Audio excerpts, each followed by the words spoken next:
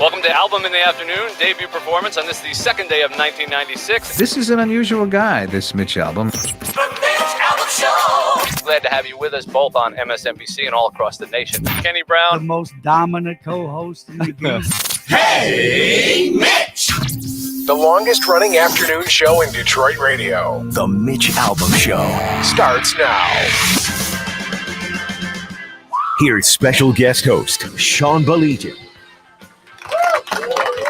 Well, hello. Listen, I am. I'm going to tell you point blank. I think it's a combination of frustration, fatigue, a lot of different things. And I'm going to give you the opportunity today, especially if you're somebody who has supported the way that the governor of the state of Michigan, respect the office, all that stuff, Governor Whitmer, has handled things. So I'm going to give you the opportunity. If you disagree with me today, by all means, call in to 877-44-MITCH. I heard a little bit of Guy this afternoon, and Guy was echoing a lot of my thoughts. And I want to get there first by doing this. As somebody who grew up in this area, proud Livonia Stevenson graduate, L-Town for life, all of that. There are probably some people in the listening audience that knew me way back when. I was kind of a rambunctious kid. I have no other way to say that. Mike Parsons, Dave Rieger, you guys have known me for a while. I would like to think that I have retained a little bit of that rambunctiousness, but I would hope that I'm not a jerk. Yeah, I would. Yeah, you're a pleasant, rambunctious, middle-aged man. I would go that far. I don't want to be a jerk to anybody, but sometimes emotion get away from me and all that stuff. And Lord knows I love to play some practical jokes and everything. When I was growing up, you've probably heard me say this before. I am the proud son of a police officer. And being the son of a police officer is an interesting type of situation because you have to think of new and inventive ways to A, get away with things because he was ready at every turn, and B, find a way to simultaneously, Dad, I love you, get under your father's skin. And I got all A's in that class, okay? But the truth of the matter is I didn't get in a lot of trouble, okay? There are some things I didn't get caught. I was only suspended from school one time. Just one time. Mike, ever suspended? Never suspended. Never? Detention a couple times, and I was not able to go on a class trip, but that was more of a vacation for me than a punishment. All right. I now that you brought the D word into the equation, I had detention a lot. Right? Just no other way to say that, okay? But only suspended once. But what used to drive my mom and dad crazy, and Mom and Dad, if you're listening, you feel free to laugh or shake your head, or what would drive my teachers crazy, and probably it's driven some of you crazy because you've heard me say this many, many times. Why? I love to say why. Or, Mike, I know you and Rich Luzinski in particular are very fond of this. Based on what? Based on what? Trips a lot of people up. I'm a big based on what guy. I really am. I am a really, if you're going to make a decision, I respect you. You're the governor. There's nothing I can do. Executive orders, blah, blah, blah, all that stuff. But I want to ask why. And I think today, one thing that absolutely positively blows my mind is there are people on both sides. I've had conversations with people since I've been hosting a lot recently on WJR on both sides of the fence. We brought in about 1,000 National Guard as well as about 200. Absolutely flabbergasted when people like me have the audacity to question whoever you're questioning. And to me, I'm the direct opposite. Well, what's wrong with questioning? What's wrong with what are you basing this on? What's wrong with saying, show me the data? What's wrong with saying, show me the science? What's wrong with pointing out that the WHO itself says anything under 5% opened things up, and we dropped down from 3.3% to 3.1% with a positivity rate. Oh, by the way, while things have been more open, while schools have been open, why colleges have been open. Is there anything wrong with asking why decisions or lack thereof are being made? And again, I'm not even trying to be adversarial here. I'm talking with an absolute open mind to other people that I would hope would be equally open-minded. I got to be honest with you, I'm flabbergasted. Can you explain one more thing to me? If anybody can help me, and unfortunately, Mike and Mr. Rieger, I have to use you guys as guinea pigs. If somebody uses the term very soon, how would you define very soon? I want you to try to define very soon. Mike, if I said to you, what is the definition of very soon? What type of number would you put that at? Within the next 2 weeks. Fair enough. I would ask Dave Rieger, but Dave Rieger is producing things right now. I would say within a week, but Mike Parsons, I will go with you.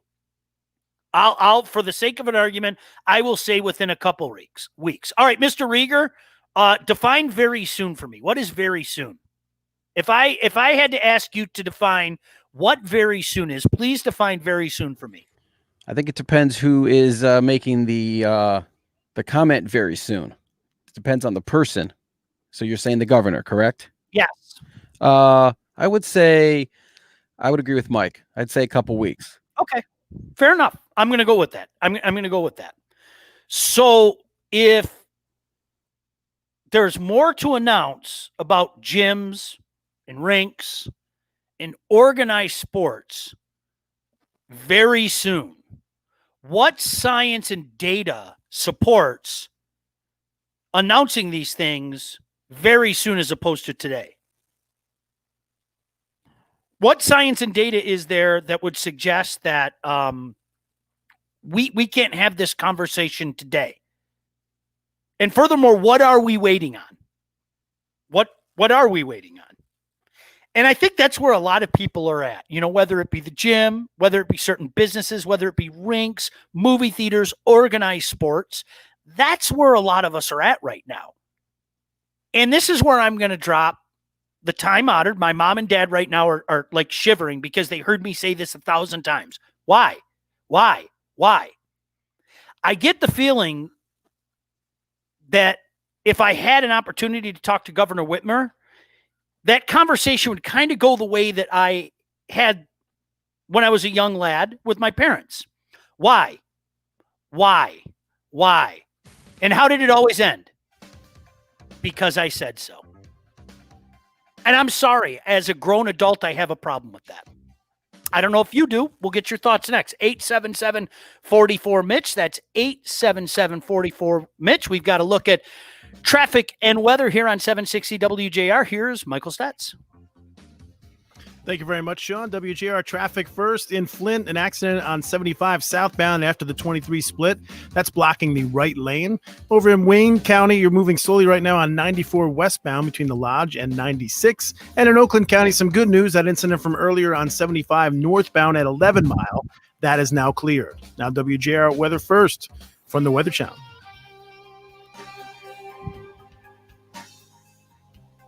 Cold front marching through today and setting the table for a delightful holiday weekend forecast. Few sprinkles on weather radar coming in and marching on through for the afternoon. We're at 83 today. Cooler tonight, 59 and 70s and 80s Thursday, Friday with lows in the 50s.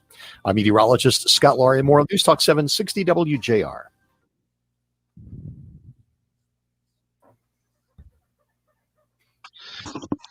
Oh, Michael. Are you on location today?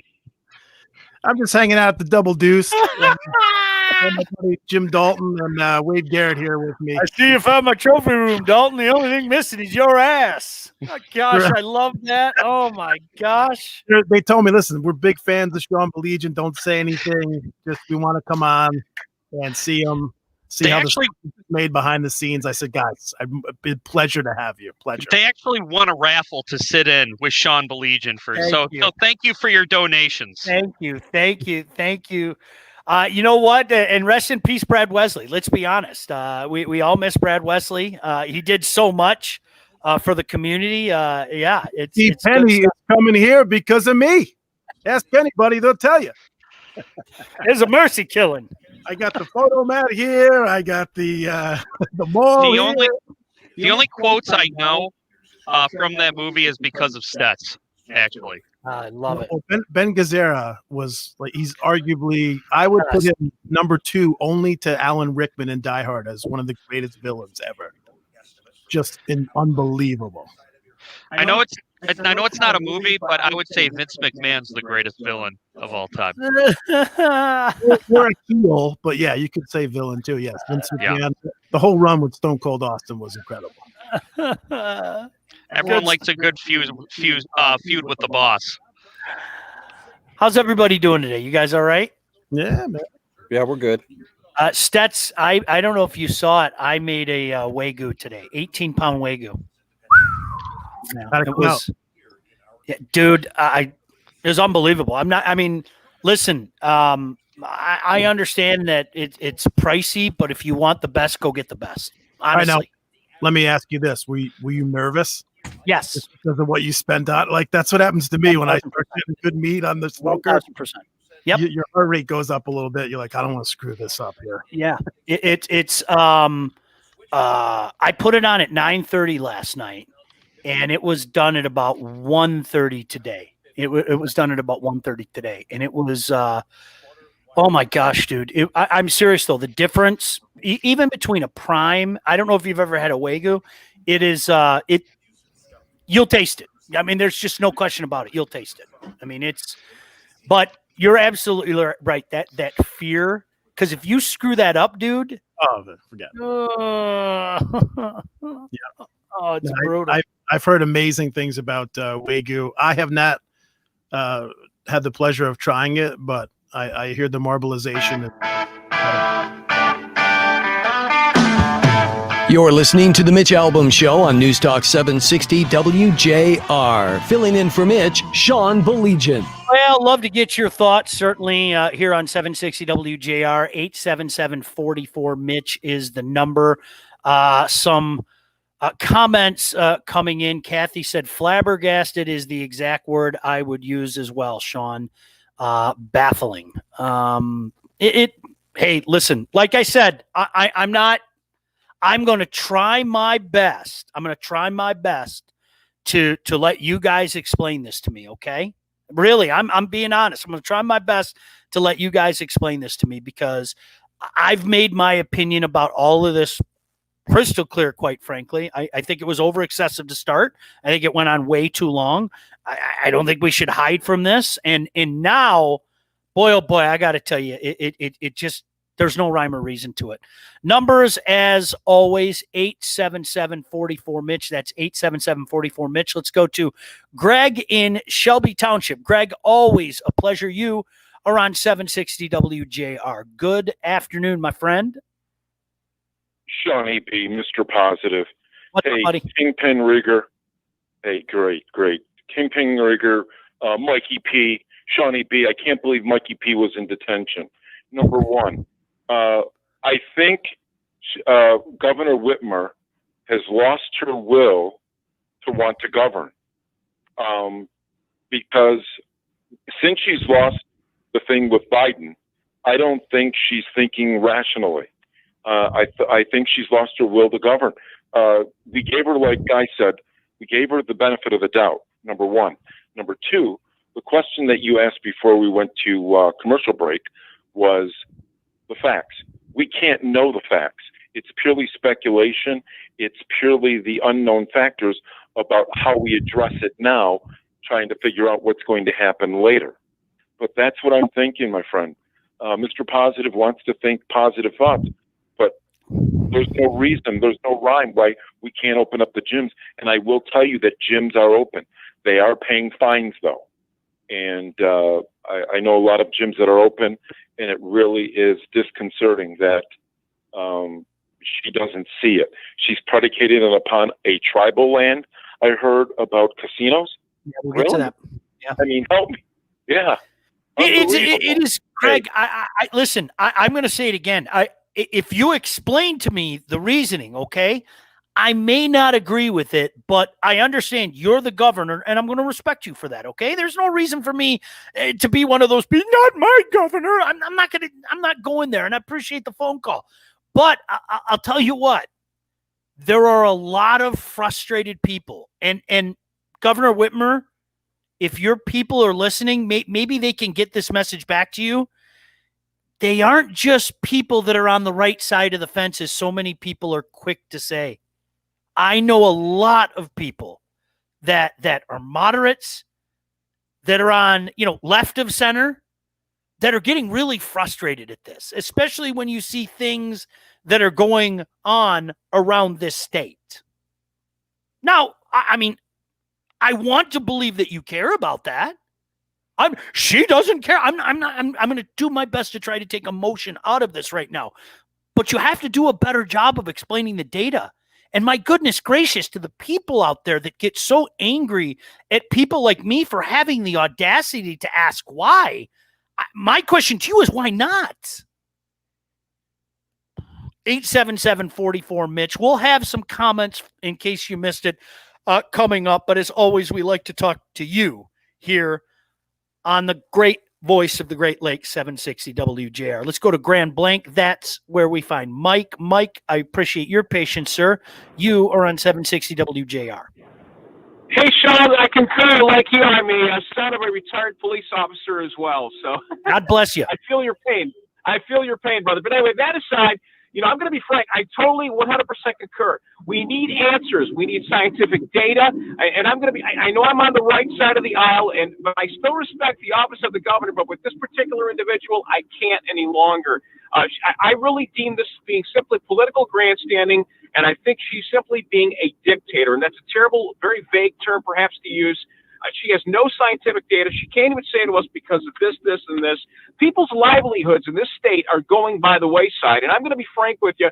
I'm born and raised in Metro Detroit, buddy, and I've just built a house here, and I'm getting ready to put it up for sale to move down to Florida. I don't even want to stay in this state any longer. I'm sorry to hear that. I can't bear staying here. I can't stand it. I don't want to be in Michigan anymore. I'm done, dude. And I hate to say that. I'm from Detroit, but I'm done with Michigan. She has destroyed right now the political or the business climate in this state without any kind of scientific data as to why. And I know I've got a friend of mine who owns a gym here locally, and he's about ready to call it quits. He's got 16 employees that are about to lose their jobs permanently in the next couple of weeks. And I didn't mean to get off. Yeah. No, Mike. I mean, listen, that's what we're here for. And I think, regardless of political affiliation, I need to reiterate this. And thank you for the phone call here on 760 WJR. You guys tell me if I'm wrong. If there's somebody that is a staunch Governor Whitmer supporter, and there are a ton of them out there. I mean, there's a reason why she won the election. There's a reason why she's had, so much love during this process. And by the way, I don't advocate bullying anybody. I don't. She wasn't very clear about that. But if that's happening to you, Governor Whitmer, I apologize. You're well within your right to say that. I mean, that shouldn't be tolerated. There's a big difference, however, madam, between bullying somebody and asking why, and asking for the data, and having a conversation, as opposed to, as my mom and dad would often do in their frustration with me, because, well, you know what? I'm not that 10-year-old rambunctious kid anymore, okay? That worked to a 10-year-old rambunctious kid. He didn't have any recourse after that. That isn't good enough for the people, a lot of people in the great state of Michigan. And furthermore, very soon, what's going to change? Do you know something that we don't? Numbers as always, 877-44 Mitch. Let's go to Kalamazoo. That is where we find Chris. Chris, thank you for your patience. You are on 760 WJR. Hey, Sean, love the show. I'm always listening every day. As a truck driver, I go through between 4 and 5 states every week. And while there are some states that are more conservative or more laid back. It's pretty much every place that I go to. It's like, hey, put on a mask, use hand sanitizer. We're good. That's it. That's all you need. But I think with Governor Whitmer, or as I call her, Granholm 2.0, she's going to be losing her state of emergency powers. And for someone who thrives on having power, it's addictive. It's a drug, and she's going to be losing some of that. She's going to be going through some withdrawals, and this is just all politically based now. That's just my thoughts. Well, no, and Chris, I said this months ago, and thank you for the phone call here and on 760 WJR, and we certainly appreciate you listening. I've said this months ago when we play the time-honored finger pointing game about something that, quite frankly, I'm not so sure there's a lot of finger pointing to do about this whole scenario, this COVID thing. But when we play this finger pointing game in the state of Michigan, I have to kind of correct people. This is her game. This has been her game for months now in this great state. She has used the power that she has at her disposal of making executive orders. And I don't know how you could point the finger any other place. But of course, this being an election season and an election cycle, common sense, logic, reason, things like that, we all know those things are highly frowned upon. But this is her game. This has been her game for a while now. I hope and pray that every single person listening right now would say, here in the great state of Michigan, this has been her game. We've been dancing to her tune for a while. And I think I get frustrated, especially when I look on social media. Maybe that's the problem. I'm looking on social media when I see people, whether it be people in the media, whether it be just the average person like you and me, have the audacity to say, well, what is this based on? Why are these decisions being made? I keep hearing things about science and data, but can you tell me the science and data, specifically that's going into some of these decisions? And quite frankly, we're shouted down all the time. And I don't quite understand that. Oh, so you're one of those people. I don't know what one of those people means. But if one of those people means I'm somebody that is going to ask why, I guess I'm one of those people. And I'm going to ask why to a lot of people. I don't know why that takes people off the way it does. I just don't. 877-44 Mitch. We've got to look at traffic and weather with Michael Stetz. News at the bottom of the hour. But let's check in right now with Michael Stetz.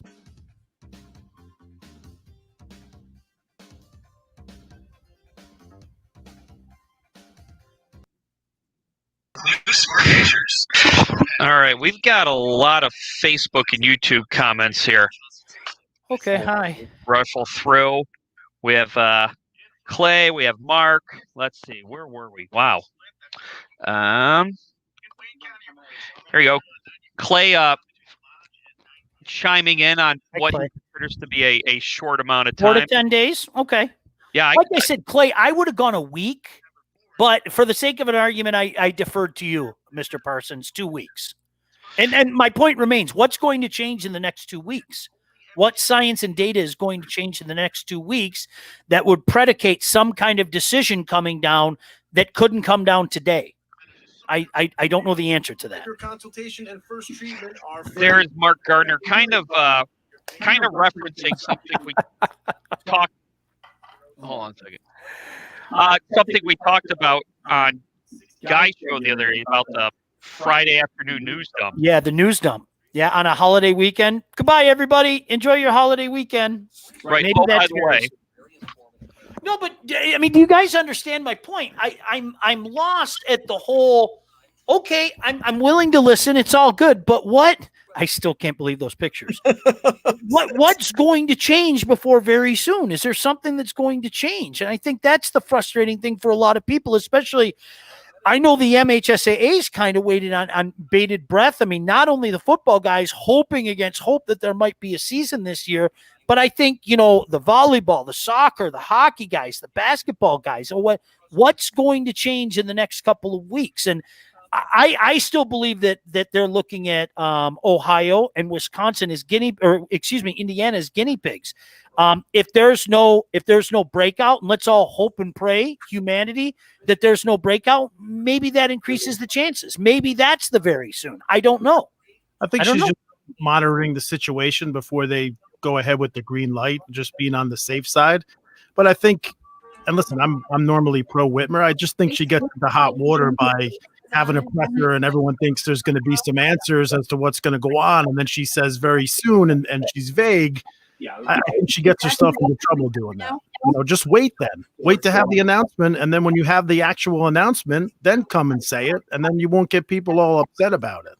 Listen, I miss the gym. The gym is my church.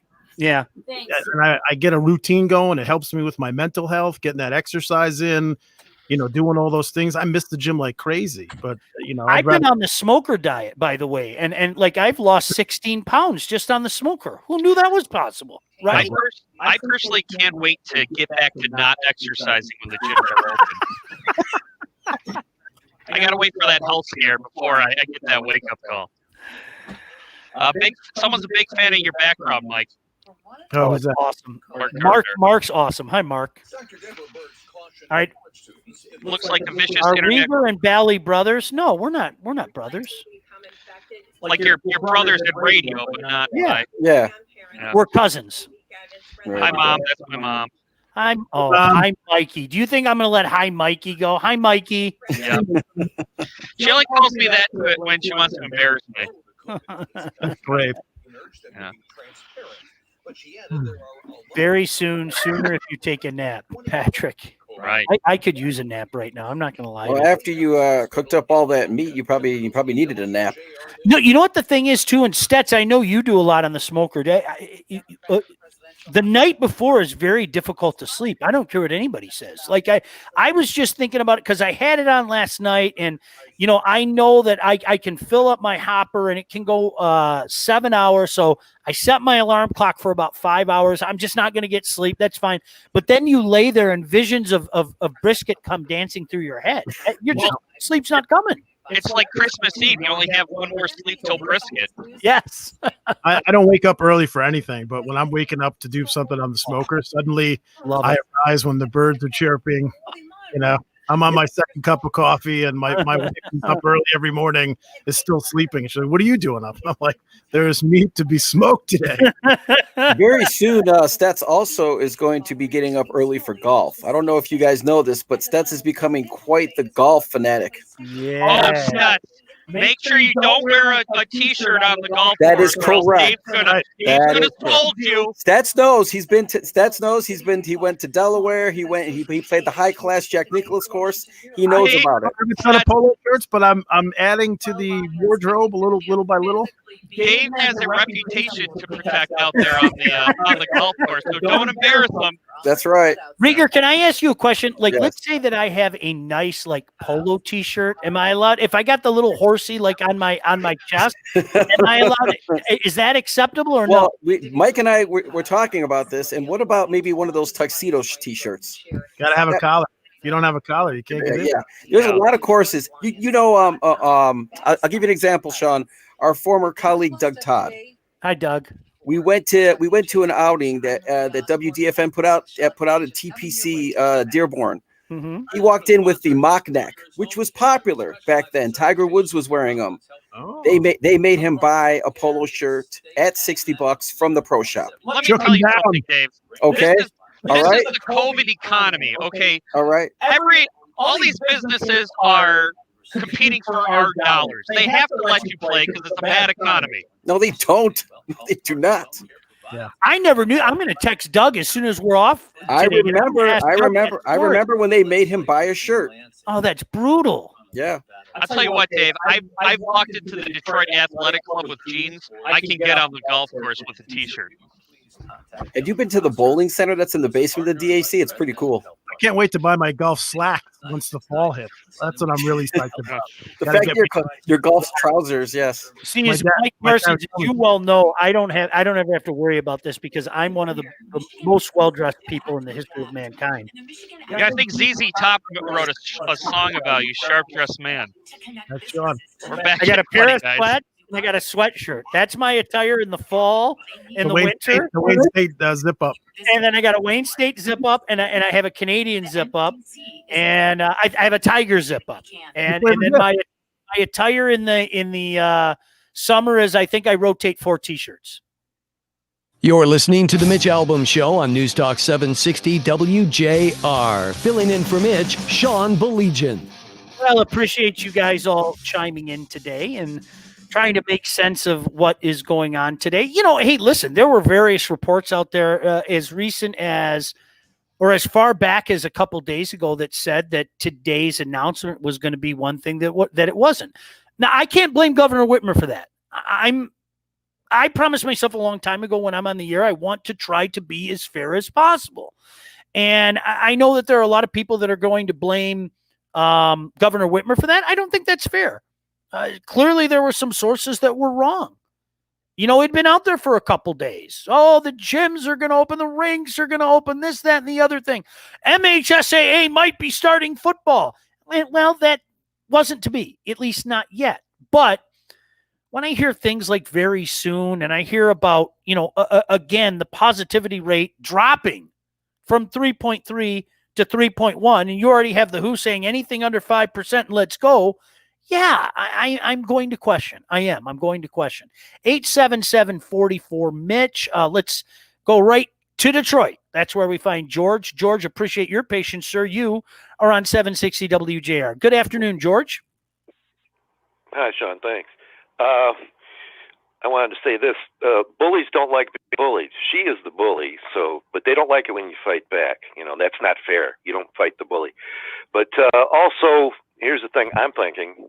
She is angling right now for the vice presidency. No, not of Joe Biden, of Kamala Harris. When Kamala Harris takes over for Joe in weeks or a few months, maybe a year, then she will appoint somebody who's been down with the revolution. And you know who's number 99? You go to govtrack.us. Number 99 is the most liberal or leftist senator. That's Bernie Sanders. Guess who number 100 is? Who? Which they rated from 1 to 100 is the most leftist. Who? Kamala Harris.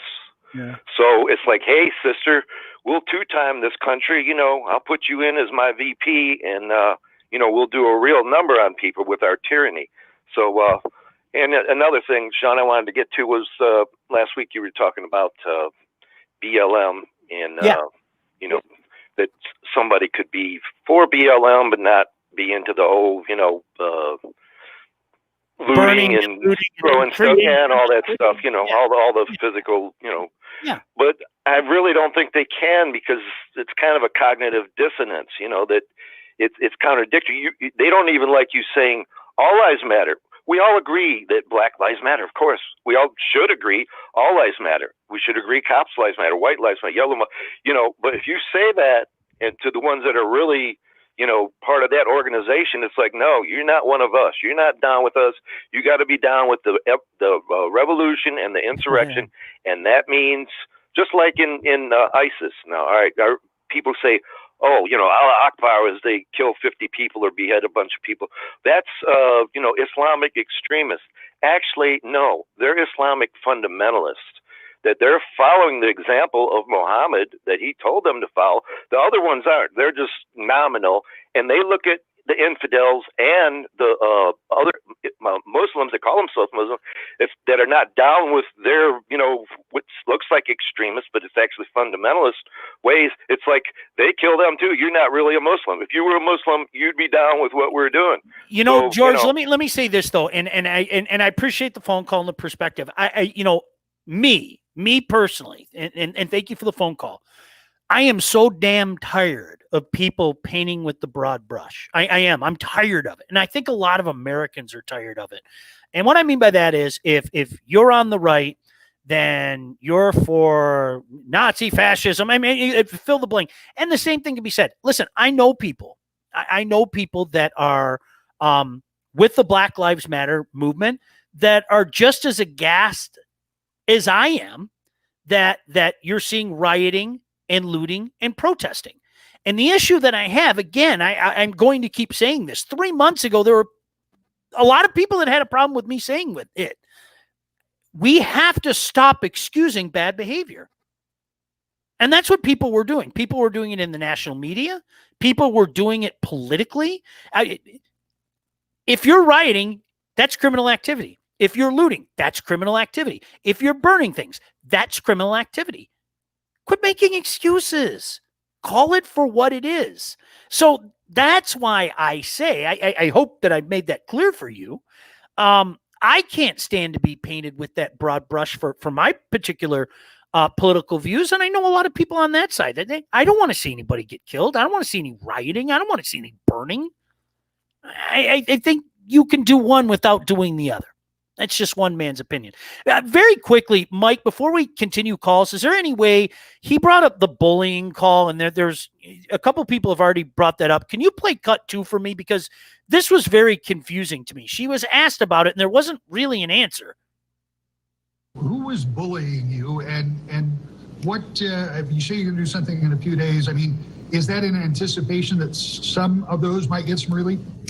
No, I think that it's simply a phrase that I've had to use a number of times throughout COVID-19. I know that there are strong feelings. I know that there are legitimate anxieties that are out there. Much sacrifice has been made, and I respect the business owners who are worried about how and when they can safely re-engage. And that's something that I think is really important to reiterate. This has been a hard time for everyone.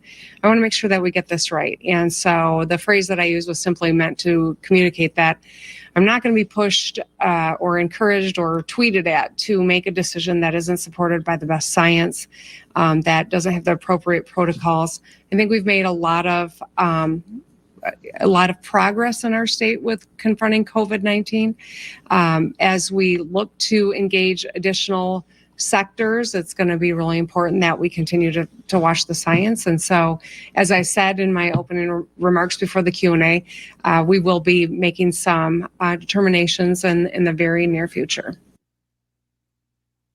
Were you as confused at that as I was? I've heard bullying a lot. Well, that wasn't bullying. Again, is asking questions? Is that bullying? It smells like martyrdom to me. Got to be honest with you. 877-44 Mitch. More of your phone calls next. Let's take a look at traffic and weather with Michael Stetz.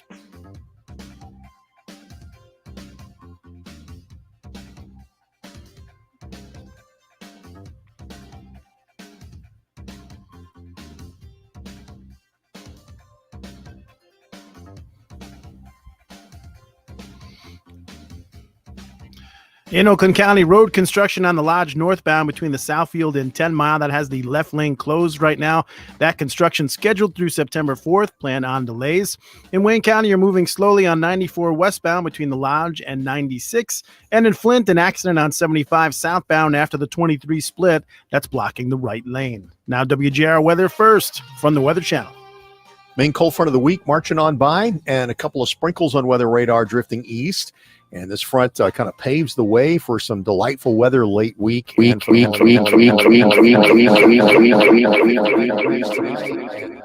and 80s with a refreshing drop to the humidity late week. And for Labor Day weekend, lows in the 50s and 60s. I'm meteorologist Scott Laurie. More on News Talk 760 WJR. In Troy and Brighton, I have actually used their services. Hyperbaric oxygen therapy. That was the remix you just heard. Yeah, I turned it on. I was like, yeah, a little behind the scenes as I still had you potted up there, Stats. Autism, still learning here. Autoimmune diseases, surgical recovery. John, yeah. 8 days till the NFL, my friend. I know, it's crazy, isn't it? It's crazy. Are you doing fantasy this year? Yeah, I just had my draft over the weekend. Did you? Yeah, I'm not doing it. What? I'm not going to do it this year. What? No, there's number one, a few of the guys didn't want to do it, and I respect that 100%. I'm not being PC. And number two, if this turns anything like baseball season has been, it's been a disaster. I don't know if you guys are doing baseball. It's a disaster. I mean, guys being out and the games being canceled, and this doubleheader has moved here. It's just been a disaster. So I'm first time since 1988 I haven't been in a fantasy league this year. Man, you were back in the rotisserie days. Yeah.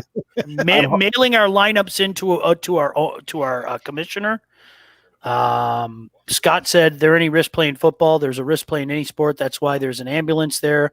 Sounds like a pellet smoker. Can it get any easier, boys? Pellet smoker's great.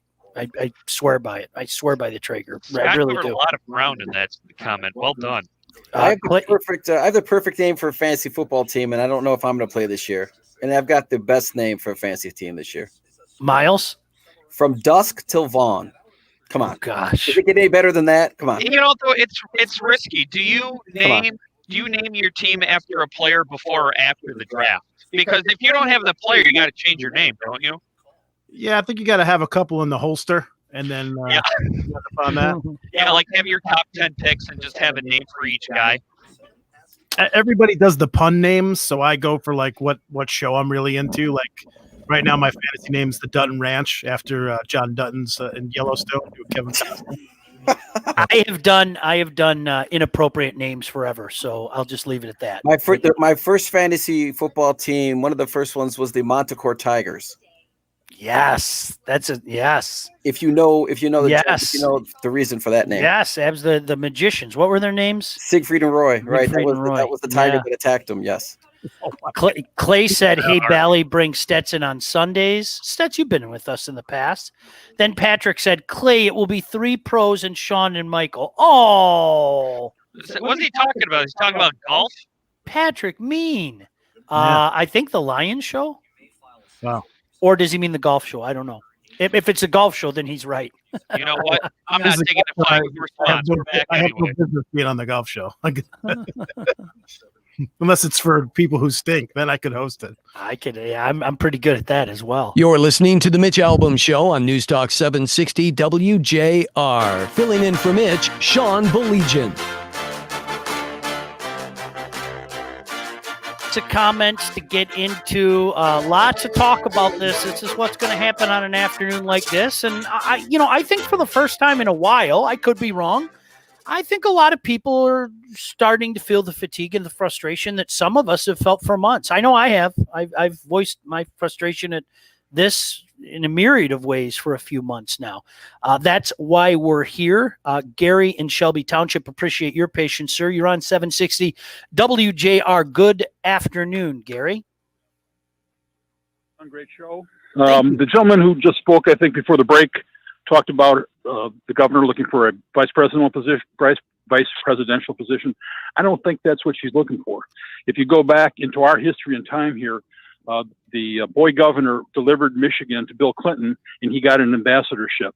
The Granholm did not deliver Michigan, and she didn't get anything. And I think when we all thought that when Whitmer was going to meet with Joe, that was over a vice presidential spot. Maybe she's going to talk about some position in the cabinet, because she is holding the line. And Joe in his commercial says, if I'm going to be elected, everything's going to be shut down until this thing is taken care of. There's the soldier doing what he is saying and setting yourself up for that possibility. I think that is the reason why she's doing it. If I were to venture a guess, I feel the exact same way. I don't know how valid that is, but I have felt that way for a long time. Something, I don't know what it is. Something, I don't know what it is, because a lot of what has transpired, and thank you for the phone call here on 760 WJR, and certainly the kind words.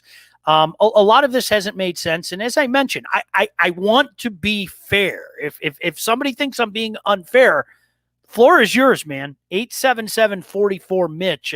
But there's a growing fatigue. There's a growing frustration. And I don't think Governor Whitmer is listening to that so much. And it's so easy to just say, well, science. Well, explain the science, because there are people like me that are going to say, well, the WHO has said this. What are we going to listen to today? And so I think that's where we're at. Let's go to Matt in Wyandotte. Matt, thank you very much for your patience, sir. You're on 760 WJR. Good afternoon, Matt. Good afternoon. Thank you for taking my call, Sean. I guess I hate to do the pile on thing, but I'm feeling like everybody else. You just start to feel just wore out. Yep. It's like it's to the point where they've cramped our life, locked us in the homes, told us we can't go to the gym, don't go to the store without them. I mean, all this stuff. And then you got people that are losing businesses, losing homes. I mean, a lot of hope is gone. And it doesn't seem to faze her one bit. I don't really think she cares. It just, I understand people leaving the state and what have you. And she ran on this fix the roads. I haven't heard a thing about roads. I can't remember the last time I heard her say a word about roads. And that's what got her elected, was she was going to fix the roads. We haven't done nothing for the roads. Everything has turned into this COVID, and it's endless. It's just very, very frustrating. I think, Matt, that's I don't know if she's listening. I'm not trying to be adversarial when I say that, because I'll reiterate, and thank you for the phone call. I know a lot of people that even as recent as a month ago were very, what's the best way I can say that? They were going out of their way to defend Governor Whitmer for some of the decisions that were made. And they're not doing that so much today. I need to say again, I'm flabbergasted that in our state, where we know who's making the call, let there be no mistake, Governor Whitmer has made the call here. She's made that very clear as well. How can we be pointing the fingers at anybody else for what has transpired in our state? That's what, for the life of me, I can't understand. And by the way, I'm not even pointing the finger at Governor Whitmer. I'm of the opinion this was just something that happened, and there wasn't a whole heck of a lot that unfortunately we were able to do. Could we have reacted better to it? Yes. But I mean, my goodness gracious, who had global pandemic in 2020 on their bingo sheet, for goodness sake? Lapeer, that's where Sue is. Sue, hi, you are on 760 WJR. Hi, John. Good afternoon, Sue. Great show. Thank I was listening, and I just wanted to let you know, I work for a public school. Actually, I'm a bus driver, and I'm part of the Unlock Michigan, like a petition circulator. Mm-hmm. And I know that Garrett Saldano usually puts up, facts he finds, does his research in it. But I guess but it seems like every time that, and then this is just my observation, that when someone questions why she's made a decision, why does this allowed to happen, and why something else isn't allowed to happen, she seems to be getting offensive, and it's like she's focused on one thing, and it seems to be that there's someone behind there just like feeding her a little bit of information as to go, we need to do this, we need to do this, and we need to do this. We're going to go this far to this date. We're going to have to keep doing this, and then we'll move on to the next phase. But it seems like everybody else is getting pushed to the side. It's like she's got a one-track mind focused on, it's just like, let's move this, we'll get to this point, and then we're going to do this. And nothing else. I don't understand. We have people that can go to a restaurant, take their mask off to eat, but we have students in the school that have to sit isolated at their desk and take their mask off to eat. Now, I spend half hour, 45 minutes at a restaurant eating with family and friends with the mask off and having conversation. I don't know why kids can't do that same thing. And our kids in our school district that I work for, we don't social distance on the bus, and we're opened up. We're doing face-to-face. Sure. In classroom. And I don't get it. And the kids that are, wanting to play football, there's kids playing tennis, there's swimming, there's volleyball, there's lacrosse. And no, Sue, I understand, and that's why I'm of the opinion. I said this yesterday. I'm going to continue to say this, and if anything, I feel more strongly about it today than even I did yesterday. And thank you for the phone call. I honestly think that there are guinea pigs, whether it be some of the school communities that are having students come in, or kind of that blended type of situation. And we're going to wait and see how things happen. I think with sports, that's certainly going on, where football is being played in a vast majority of Ohio or Indiana or wherever the case may be. And there's a guinea pig thing. But I'm going to echo your sentiments. The whole idea of you can't question decisions is beyond me. It's you see it all the time on Twitter. I mean, I see people, very calmly, adult-like, ask, what is the data behind this? Oh, you're one of those people. What is one of those people? Is that I have the audacity to ask why? Is that to insinuate that you're just mindless and you'll go wherever the boss tells you to go? Is that I apologize. I've never been built that way. Never been built that way. Let's go to August in White Lake. August, we've got about a minute and a half. It's all yours. Thank you for the phone call. All right, Sean. Great as always. Thank you. And I just want to say, forget politics right now. Okay. Let's focus on being spiritually strong. Let's focus on being mentally strong. Let's focus on being physically strong. We need self-care. This weighs on everybody.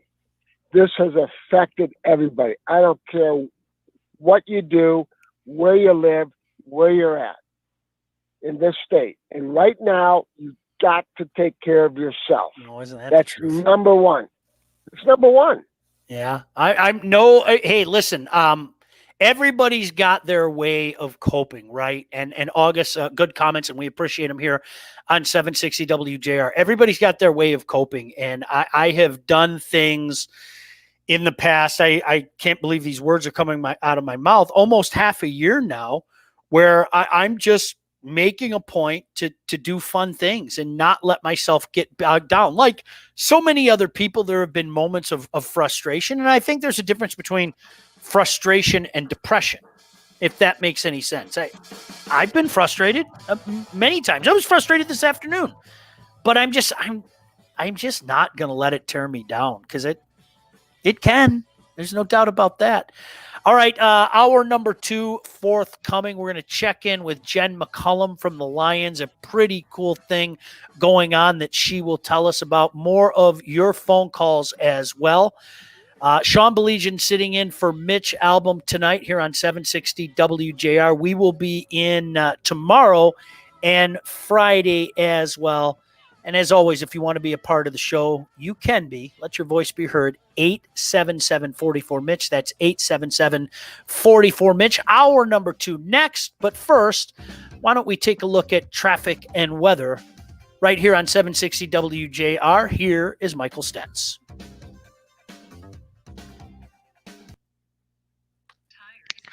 Sean, speaking of not letting things tear you down, I don't know if this is a compliment or what.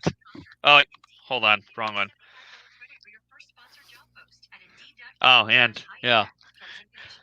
Yeah, I don't know why you're showing your guns on. Well, he said we have to be mentally and physically strong. So yeah. I was like, I've been lifting, baby. Come on now. Look at that. It's the gun show. Let's go. Let's go. What's that a tattoo of? 4-leaf clover. Oh, for luck. Yeah.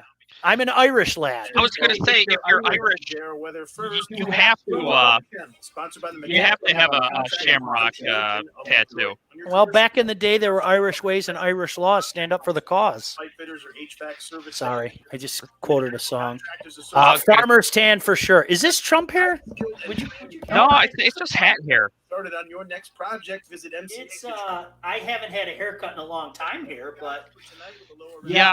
I think I got to 7 months during the height of the pandemic. Well, did you see me when I was growing Les Moulets again? I mean, it was curling in the back. I felt that I was playing hockey again in the early 90s. Oh, you mean the Mario Lemieux? Yeah, I had Fowler and I did one of the hockey talks, and it was coming out of the back of my hair. There was a little waterfall coming out of there again, you know? Business in the front part of the. Now, is that hockey hair because it looks so majestic, like with the helmet on? It just looked like you were flying. The more speed you. Yeah, and back in the day, I would say between probably 1988 and 1992, every guy I knew that was playing hockey had long hair. There's no other way to say it. It just. And you know, it came in I always had, mine gets very curly. I have very wavy hair. So honestly, it looked like I had a perm. Yeah, it really. Did I ever show you that picture? Did you ever see that picture that I'll text it to you? I have just a great picture with just it's. I mean, it's a waterfall coming down to here. It's hysterical. I look like such an idiot. 8th grade, I had a mullet, probably down to like Yeah, here. right. Then I had the sides shaved for a period of time. Yeah, you had to mix up the mullet looks. Yeah. We should all grow our hair out and take a picture like that. We should all go down to well, Sears isn't around anymore, but go down to the nearest portrait studio and just get a backdrop like that, maybe some lasers. Yeah. And just let it Picture flow. within a picture with the silhouette in the background. The side profile. What was that, Mike? The side profile in the background, like in the shadow. Oh, that's perfect. I've seen your picture gone bad. You can bring your friends, Stats. Here, you know what? I'm going to send this too. to you guys right now. If you And I guys had haven't seen long this. hair in lacrosse in high school with like the shaved underneath look, with like the hair over the shaved part. I had that going on. You know what I used to always like? I used to like at the beginning of the playoffs every year, they had the, like Ozzy would freeze the puck and they do that little behind the net shot, and you can see he just got his hair cut because it's the beginning of the playoffs. Yeah. And you just let it go. Yeah. I always like that look. I just sent you guys like that picture. That's like Christmas 1991. I love how you have it like ready to. Well, you know what? My dad and I were looking. My dad and I were looking. We were looking through some photo albums recently, and it was really funny because there were some pictures that we saw in there where we were just dying. Just like I can't believe I ever walked around like that. You know what I mean? You mind if I hold it up to the camera to show the folks on? Not at all. By the way, there's a lot of hair or lack thereof support for Stets here. A lot of people standing in solidarity. Let's see. I don't know how well that comes in. Yeah. Hold on. A little bit of a again. glare. Let's So, see. quick question for you, Sean, while Mike's getting that figured out here. This story is a little old. Look at that hair. That's There pretty you go. awesome. Tremendous. That's tremendous. Now there's a rambunctious youngster who's been suspended once. I was a troublemaker back then. I'm not going to lie to you. Okay? Was this taken in detention? Was it troublemaker? Well, actually, I know I had a broken collarbone there. You could see, like, if you look at the bottom of the picture, my arm's in a sling. I had just busted my collarbone, and I won't tell you how it happened, but I had a broken collarbone there. Yeah. Now, there's the kid who goes to detention. Yeah, that's the bad boy right there. Or Sean would say 9th hour. Yep. What were you going to say, Rieger? What I was saying was that this is kind of an old story, but real quick, there's a data visualization artist. His name is Matt Shirley. He's got about 400,000 Instagram followers, and he put out a vote to all his Instagram followers for what was the worst landmark in every state. And then once he got all the results in, he created a picture of the United States. Like Texas was the Alamo, and California was Hollywood, and Florida. What was it here? There's no basement in the Alamo. Wait a second. So New York was Times Square for Stets. But here's the question: what do you think the worst landmark was for Michigan? The Tire. It was not the Tire. This was a place I've never been before that I never heard of. Mystery spot? Yes, in Upper Peninsula. I've been to the mystery spot. What is the mystery spot? It's a mystery. How do I answer that question? It's a mystery. What was that, Stets? I have not had the pleasure of going to the UP yet. It's just Stets. Listen, you and Lauren got to go. It's the best. Honestly, the best. It's a different world. The mystery spot. It's this place where they say the laws of gravity are different. Like you can walk on the walls of the house. The like balls roll upward, but it's just because it's built on a slant. So I mean, my wife and I went. It's like an hour. It's $9. So if you have an hour to kill, it's kind of cool. I like the mystery spot. It's just over the bridge. Like it's just if you go over the bridge and then you jump on. I think it's Highway 2. It's maybe a mile outside of St. Ignace. It's so of all the things they could have picked for the state of Michigan, they picked the mystery spot. Yeah. And apparently, there used to be another mystery spot in the Irish Hills, which doesn't exist anymore. Yeah, there was. That's right. I remember that. I remember when I came home from that vacation and I told my mom that's where we went. She knew about it because she grew up in Jackson. But the Irish Hills, everything's closed there. I mean, I guess it used to be like a big vacation spot, but it's seen some rough times. Yeah. Yeah. But yeah, who was it said Clay, it's just north of the bridge. Literally, it's just over the bridge, then you make a left on Highway 2, maybe a mile out of St. Ignace. You're not missing anything. You are not missing a darn. Like Mike brought up, we were talking about it earlier, Mike, and he said Tequamanon Falls. That might have been something that is in the UP, right? Beautiful. Well, yeah, but that's not overrated. That place is Oh beautiful. my gosh, it's Right. beautiful. So I don't know what else you call as an overrated landmark for the state of Michigan, but Tire. The tire, okay. I don't like The tire was once a Ferris wheel, wasn't it? Was it really? I never even knew that. I don't know Yes, about there that. was at the World's Fair. Back in 10, guys. All right.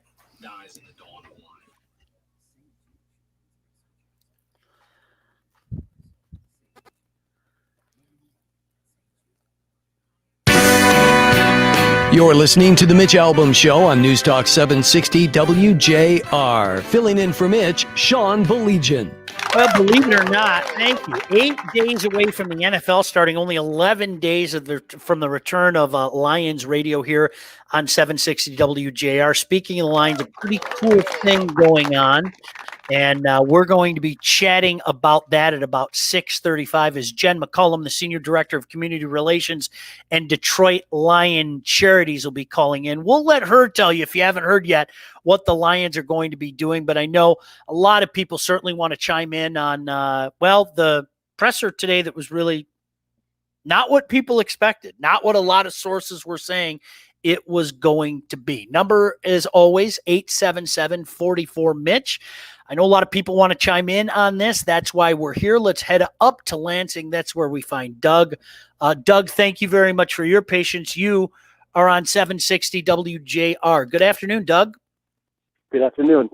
I have a few points. I agree with you with the governor basically lecturing people. I think that comes from her background, which, to be honest, is quite privileged. Both of her parents are, I believe, lawyers. At one point, her mother was an academic law, and I was reading about Tesla and Elon Musk. He was saying what people should not do to be open-minded, and that's to be fixated on one point of view. And I've noticed that, like a Whitmer or most people in academia, whether it's K through 12 or especially at college, university level, they're fixated on one viewpoint and they don't change. And they typically lecture other people, to have that same viewpoint. Absolutely. It's assimilation. Doug, there's more of that today than you can shake a stick at. It's amazing. It's not, oh, well, here's a different. No, it's you have to think like me. It's amazing how much assimilation is out there. Now, the only part I might agree with her slightly on is to not have football, because I think there is a link if people are in football with the heart disease. So myocarditis. To wait out until the spring or whatnot, because I think football is a different animal as far as a sport. It takes a lot of stress on your body. One other point I was going to make is I'm a Trump supporter, is that Senator Harris, I would actually disagree with a couple callers ago. Senator Harris is actually not a leftist. She's actually much more centrist than what people think, which is actually going to benefit the Trump campaign, because there's some Democratic voters that actually feel left out with her being the choice. So Biden could have made, in my opinion, a lot better choice to be competitive in that race, and he did not. So I'll disagree there. I think actually Harris was the best choice for the Trump campaign for them to get more votes. I'm just curious your thoughts on that front. All right. Well, a couple things come to mind. I mean, number one, for me, the football question is, do I think they should be playing? Yes. Do I understand why they are not? Yes, I really do.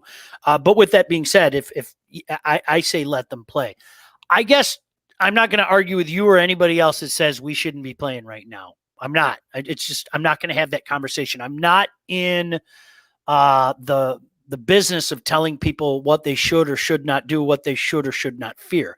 I would offer this instead. I would say, if you're one of those people like Doug that thinks that they shouldn't play,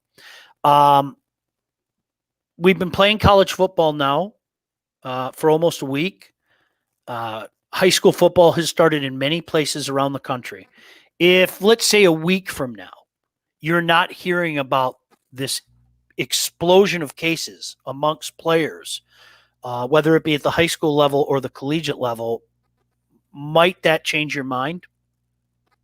And that's an honest question. Again, if you say no, okay, fine. But I think for all the people out there that say that they worry about that, again, I'm not going to say you shouldn't worry. Okay, please do not misconstrue. I'm just going to be really intrigued to see if there is an influx of cases in the places where they are playing, because if there isn't, then I think a lot of people around here are going to say, "Why aren't we playing?" Just a thought. 877-44-MITCH. That's 877-44-MITCH. Let's go to Washington Township. That's where we find Tom. Tom, hi, you are on 760 WJR. How are you? Tremendous. You? Not too bad. Pretty frustrating day to hear what Murph's basically doing to everybody. But my comment is that they're making these claims that 87% of the businesses are open in Michigan, which I feel that is a false number. Because out of those 87% of people that are open, they are running at a 30 to 40% capacity. So how are they going to compare that to an open of 87% when majority of them are barely hanging on by the skin of their teeth, and the ones that aren't open, how are they going to survive? And then when the dust settles, who's going to be left standing? Then our economy is never going to recover from all this.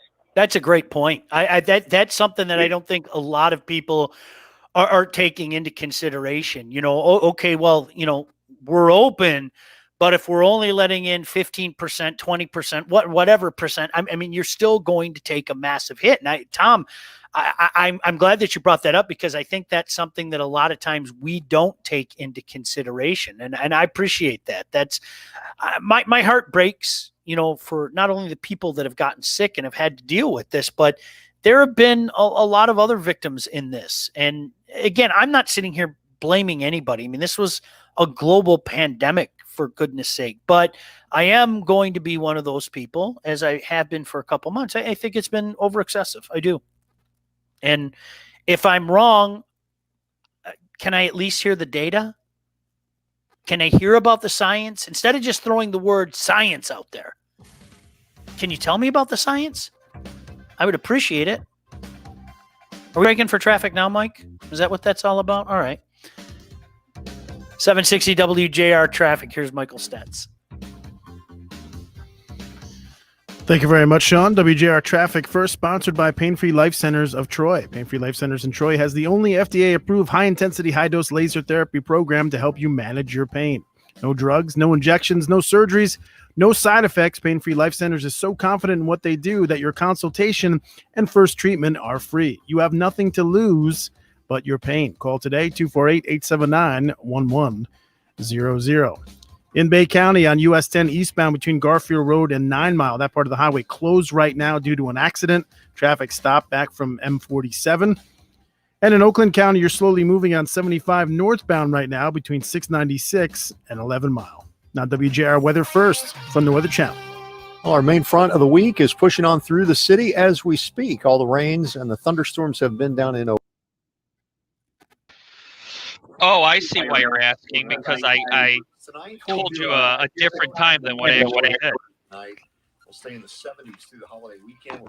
I told you traffic at 13, and I had it go at 12. I'm really just trying to see if Steph wasn't on his toes, but I got my head on a swivel.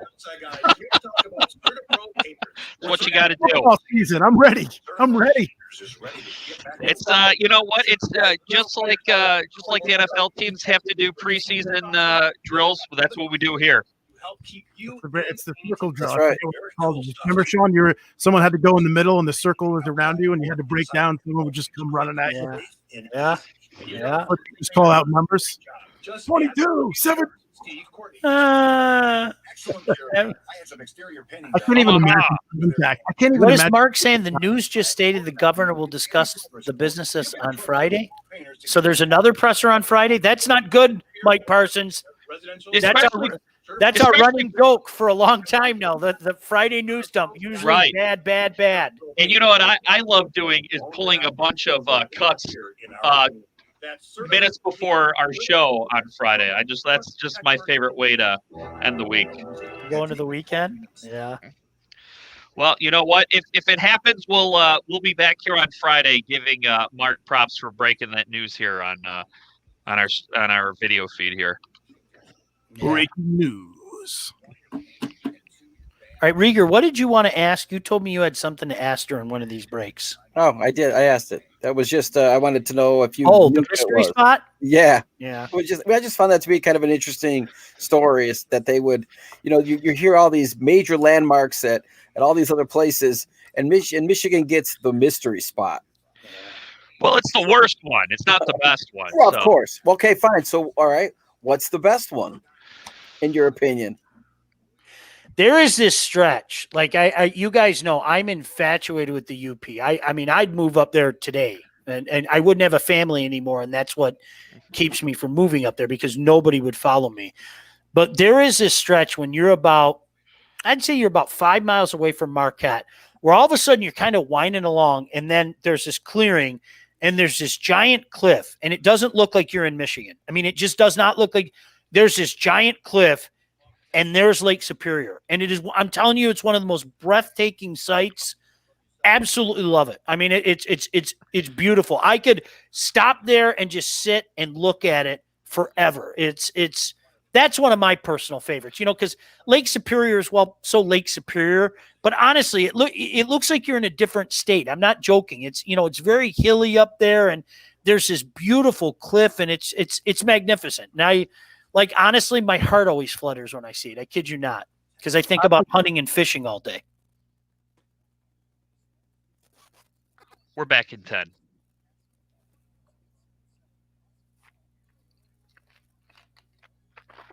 You're listening to the Mitch Albom Show on News Talk 760 WJR. Filling in for Mitch, Sean Baligian. Boy, you know what? This is flying by today, and I appreciate you being a part of the show at 877-44 Mitch. A lot of people certainly want to react. As I mentioned, coming up at about 6:35, Jen McCullum, the Senior Director of Community Relations and Detroit Lions Charities, will be joining us here on the show. You're home for the Lions, by the way, and we're raring to go. No doubt about that. 11 days from now, Lions Radio will be on the air 10 a.m. For the home opener. Really unlike any home opener against the Chicago Bears. In the meantime, back to the phone calls now. Let's head to Jackson. That's where we find Anna. Anna, thank you very much for your patience. You're on 760 WJR. Good evening, Anna. Hey, Sean. I just wanted to make a comment about the whole football discussion. I've been watching all summer, seeing high school and young children and college athletes practicing football. And I haven't heard of any big outbreaks in those areas. Me neither. And the fact that we're looking, you asked for data, the fact that we're looking for cases instead of hospitalizations and deaths, to me, it just feels like there aren't enough hospitalizations and deaths to report. So now let's start talking about cases. Well, the CDC just updated their information, and they said that 94% of the people who have been logged as dying of COVID actually had an average of 2.6 comorbidities, and that only 6% of the population have actually died of just COVID. Athletes in particular are pretty healthy.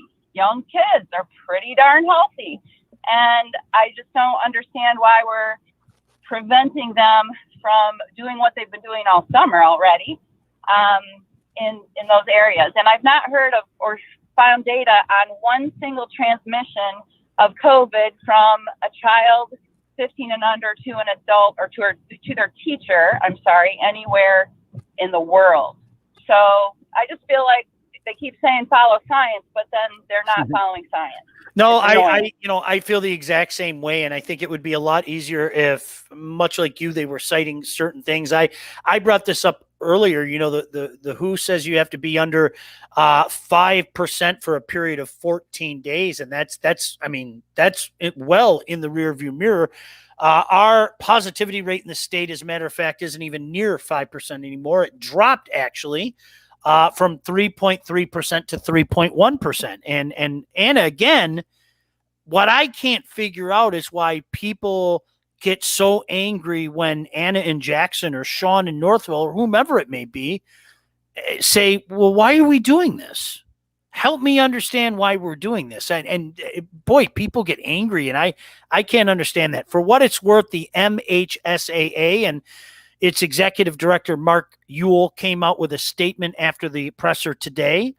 The MHSAA has been in constant contact with the governor's office seeking answers and direction for fall sports under Executive Order 160 since the order was issued, expressing the urgency for those decisions on behalf of our member school students, staff, and families. The direct communication will continue, and we will take Governor Whitmer at her word today that decisions will be made and shared with everyone very soon. We will have no other comment or media availability until the governor addresses these athletic questions. Well, as we talked about on the show a couple days ago, if one side saying it's not their choice and the other side is saying it's not their choice, there's a problem there. That tells me that there are other things in play. Sorry. I mean, right? What other logical conclusion am I to come to? Was this part of a hush-hush backroom agreement? I don't know. One man's opinion, I wish the MHSAA would come out and say, we're going. And if we can't go, then it's going to have to be Governor Whitmer that stops them. I'd love to hear that. At least it would provide some clarity, wouldn't it? Okay, now we know definitively what many of us suspected anyway, that one person is making this call by virtue of executive orders. Let's go to Monroe. That's where we find Dennis at 877-44-MITCH. Hi, Dennis. You are on 760 WJR. Good evening, Dennis. Hey, good evening, Sean. How are you? Yeah, I'm doing fine, thank you. I just wanted to talk about the three things that I picked up from Gretchen Whitmer today. And she said it kind of quick, so I had to watch it back. She said that she wants to, not these exact words, but she wants to keep us locked down and masked up until there's a vaccine. Number two, she said she asked Trump to mandate a mandatory nationwide mask for everybody, which, I mean, obviously he's not going to do that. And then the third thing is she says that she follows science and then told us to ignore what CDC just told us. Yeah. So it sounded to me like she's trying to go backwards and not frontwards. I was hoping today she was going to open some things up. I mean, I think a lot of us did. No doubt. No doubt. Yeah. Yeah. You know, and Dennis, I've said this before, just on a personal level, and I appreciate the phone call that, obviously I want to see rinks open. I mean, it's part of my job. And one of my passions in life. And yeah, I'd like to head back to my gym as well. I'm telling you, Mike and Laura, Guy's producer in particular, I've been telling these guys, I miss going to the movie theater. I really do. I'd love to go see a movie. I just want to go see a movie. My kids are both movie loving kids, and half the time I just go there with them, and I'll be honest with you, I'll eat my popcorn and then I'm out like a light for a little while. I want to go. Sometimes I go to the movies just because I feel like going to the movies. I don't even know what I want to go see. I hear you. I agree. Sean, how big is your television in your house? We have a couple pretty big ones. And you have, I would assume, a sound bar or surround sound? Would you agree it's not the same, though? As good as home entertainment I think you see where I'm going. Yeah. Oh, I totally do. But you know what? I like going to the movie theater. I want to sit down in the theater and, have that excitement and everything. It's not the same at home. It just isn't. That's why I think to all the people that, movie theaters are going to go the way of the dodo bird. I just think there are enough people, including a 21-year-old and a 15-year-old in my house, that they feel the way that I like going to the theater. I do. I enjoy it. You can't beat a cherry Coke from the movie theater. There's something about those fountains, man. I don't know what it is. I'm with you. There's something about those fountains. South Lyon, that's where we find Robert. Robert, hi. You are on 760 WJR. Good evening, Robert. Hey, Sean, I really enjoy when you sub. Thank you. I'm going to change the subject up a little bit on things that make no sense whatsoever. Okay. I have no understanding as to why they had a fireworks display and put it on television this week. It was the most giant waste of money and time. If you're going to show fireworks, and let's go back to the movie thing. There's one thing to see fireworks live and in person. There's another thing to see them on television over Lake St. Clair, the Detroit River. I don't care. But what a giant waste of money they did this week showing this year's fireworks. You want to see them on TV? Run last year's fireworks. That was dumb. Robert, you did go off the beaten path, but I listen, to each their own. There, everybody's got their different likes and dislikes. I couldn't ever imagine sitting at home. Kids, guess what? The fireworks are on. My kids would look at me like, Dad, did something break? What do you? I'm not going to sit here and watch the fireworks. What are you talking about? I mean, I the one thing I would take issue with is the waste of money. I mean, it's not like anyone's money was wasted except for the parade companies. It's not like it was taxpayer funded. It was privately funded. So I don't really have a problem with the expenditure of money on it. Would you watch fireworks on television?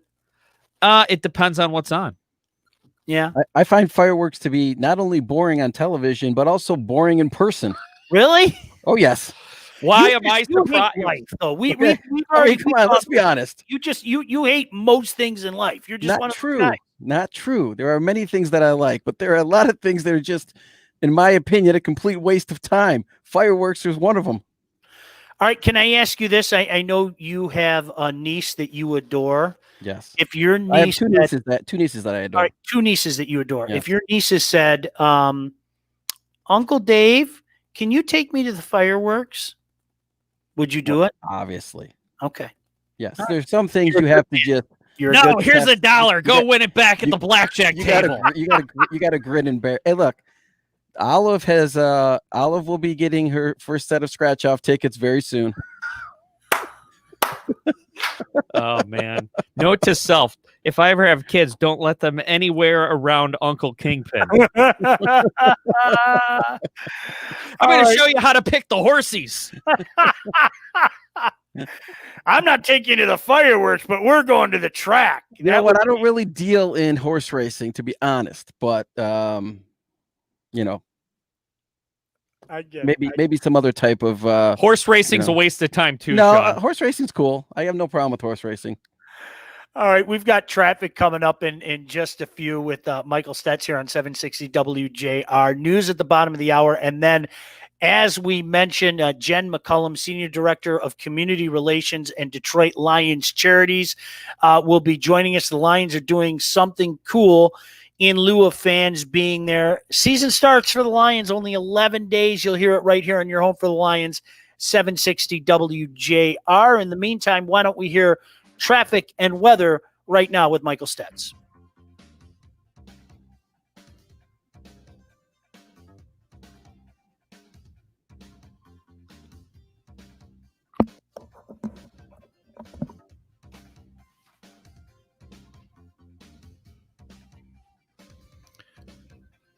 WJR Traffic First, sponsored by the Restore Wellness Center. Joint swelling, tendonitis, neuropathy, and nagging pain.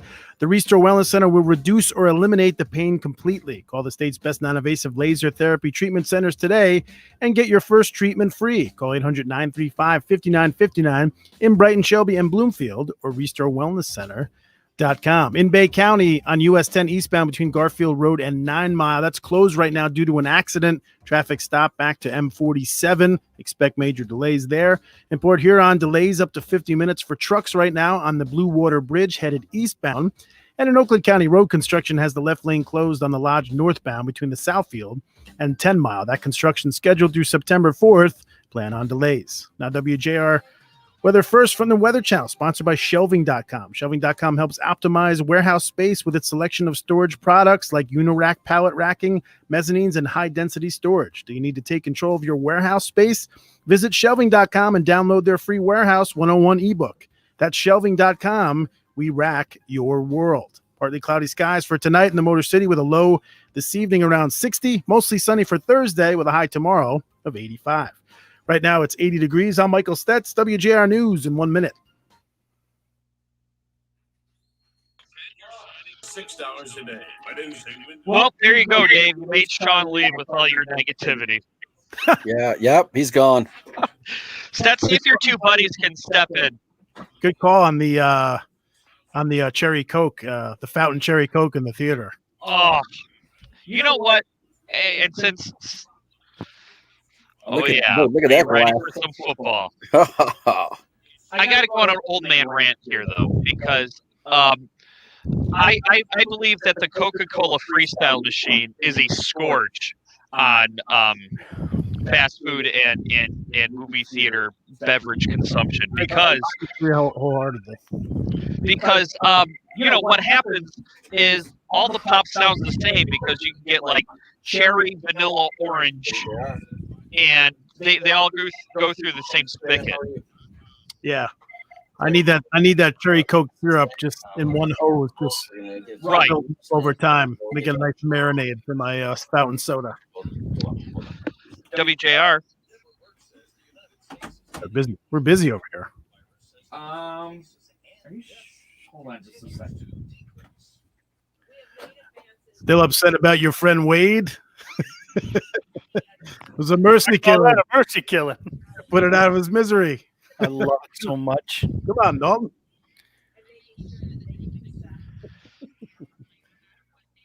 I see you from a children's room, Dalton. I love that line. That's my favorite line in the movie. The only thing missing is your butt. Yeah. He's got some classic ones, Ben Gazzara. My goodness. He's great. She's exercising. He's like, will you turn it off? That kind of music's got no heart. Well, help him up. Yeah. He's so You're a good. messy bleeder.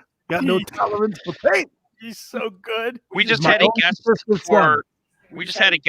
the Paul W. Smith show just calling now. They talk about being early. By the way, Sean, your guest is all set, ready to go. Oh, cool. Cool. Yeah, how about the lines doing the cardboard cutouts? That's pretty great. Yeah, that's what we're talking to her about. Yeah, I hope somebody does the weekend at Bernie's like they're doing in Major League Baseball. Right? I know the Dodgers. Yeah, I was about to ask you if you've seen that. I don't play it. He's just like Bernie. Oh, I love it. It's I can't wait. Gosh, it's even being in studio, it's just and anything with a sign of normalcy. Come on, let's go. This has been such a drag. I'm ready to embrace the weird. Yeah, that's exactly what it's going to be. No doubt about it. And it's kind of weird. I mean, if you're watching hockey or you're watching, a sport with a tight shot and they pipe in the crowd noise correctly, you can still tell. You can still tell it's different, but you can also forget it's different for a couple seconds. Yeah, that's I've watched hockey every day, and it's I agree with that. And if you have a rooting interest in the game too, that you forget. Some of the NFL stadiums are letting fans in though, so yeah, it's that. Kansas City's letting fans in for their opener. So they said yesterday that it's not going to be a competitive advantage if one team has fans and the other team. I'm like, how is that? Right?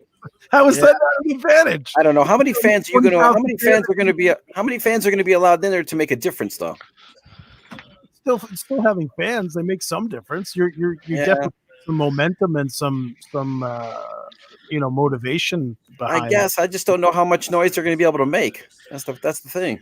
Will Miles be in Denver? That's my question. Of course, Miles will be in Denver. You sure he will be? Of course. Second game Monday night, 14th.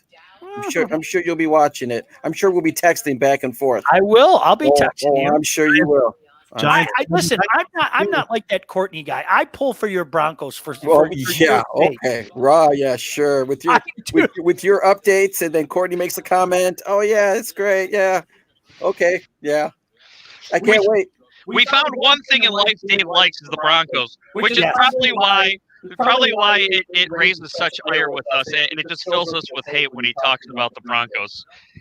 It does fill some people with some hate, but the haters just gotta, it's just what it is, Hey Dave, what's the difference between Trent Dilfer when he won a Super Bowl and Peyton Manning when he won a Super Bowl with Denver? Nothing. They were both just game managers. Okay, that's fine. That's fine. I'm sure that. Never mind. I'm not going to go there. Not going there. Hat you're wearing. Don't. How you like this hat I'm wearing, Sean? How do you like this? Makes me happy. Yeah. How you like this hat? Yeah. I got one, Pride. I did this for Nick Roddy. How about I that? have one pride. You Yeah. tell me I don't have one pride? Yeah, Well, look at I have that. one pride. I took my Giants hat off for the show. Yeah, how you like that? Yeah, this is for Nick. Little Lions action there for you. There you Is go. Nick watching? I don't know, but if he is, there's a little Lions. This is it's a very nice hat. Yeah. Hold on. I got a picture here of a young Dave Rieger. Let's see if I've got time. Let's see. Let's see if I can find it here. Oh, my mullet. Let's see. Let's see if this will work. Look at that lush head of hair. You know what? I'll put it up in the next break here. We're back. We're back. Yeah, that was good days. That was back when Sean and I were at the other station. Oh yeah.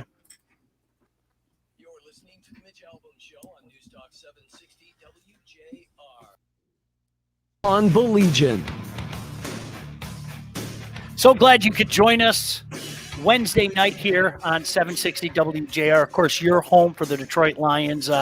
Thankfully, we are only 11 days away from the Lions kicking off the 2020 campaign, an off season, and certainly a home opener unlike any other. But I think I speak for everybody. We are incredibly excited to have the Lions back, and we'll have them right here again on your home for the Lions, 760 WJR.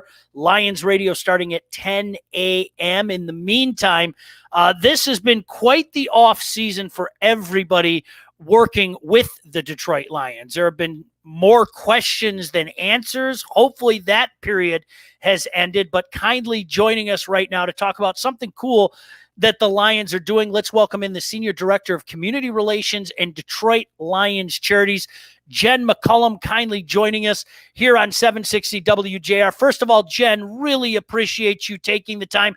How would you even describe what the franchise, what you personally have had to go through in the last 6 months?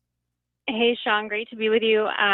Thank you so much for having me. It has been a whirlwind, but we are just, really excited. Like you said, the season is upon us. And so it's good to have some sort of normalcy in place. But I will say everyone across the organization, staff to the football team to coaches, have really been grinding the last 6 months trying to navigate what this season would look like. And we're just really excited to see it all come to fruition. And you know what, Jen, if I may for a second, there's been like a positive vibe that I've heard from literally everybody, and you just added to that. And I think that needs to be brought up. I mean, whether it be Bob Quinn, whether it be Mr. Wood, whether it be Coach Patricia, it just seems like there's this, we're going to keep it positive. We're going to get through this. Let's do what we have to do mentality to grind it out. Yeah, absolutely. And I think right out the gate, when everything kind of first started with the pandemic, that came from Coach and the team coming together and saying, what can we do in the community? And it's just really played out in our community work, in practice. I think it's just really setting the tone moving forward heading into the season. Jen McCullum kindly joining us, the Senior Director of Community Relations and Detroit Lions Charities. Jen, it's been out there today in case people have not heard it. I think this is really cool what you guys are doing. Tell everybody about how the team is offering fan cutouts and what it's benefiting as well, because this just sounds A, fun, and B, for a good cause.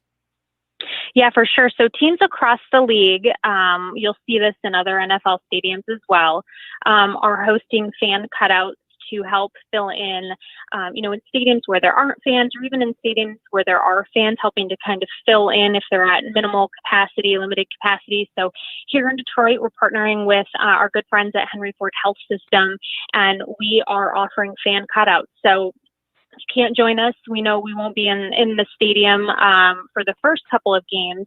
But so if you can't join us for those, or if you just want to, send a cutout for the entire season, even if we do have fans, which we're hopeful that we will, you can purchase a cutout and have your face, you sitting in a seat there at Ford Field in the end zone is where we're starting, and then filling, out the lower bowl. And so you can go online and purchase one for you or your family or friends.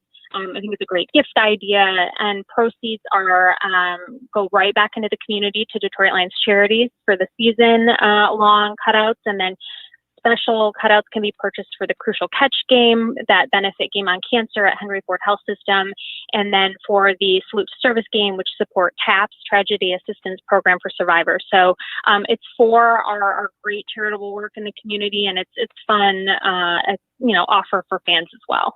No, and I think, you've seen people have fun with this in the other sports. And I think when you tie together the opportunity for fans to be a part of it, and you tie it in with Detroit Lion charities and the special games, as you mentioned, I mean, this is just a win-win proposition as we all try to navigate this last crazy 6 months. Yeah, absolutely. One thing we know, especially on the community side, is that our nonprofit partners need support more than ever. So it's great from that perspective.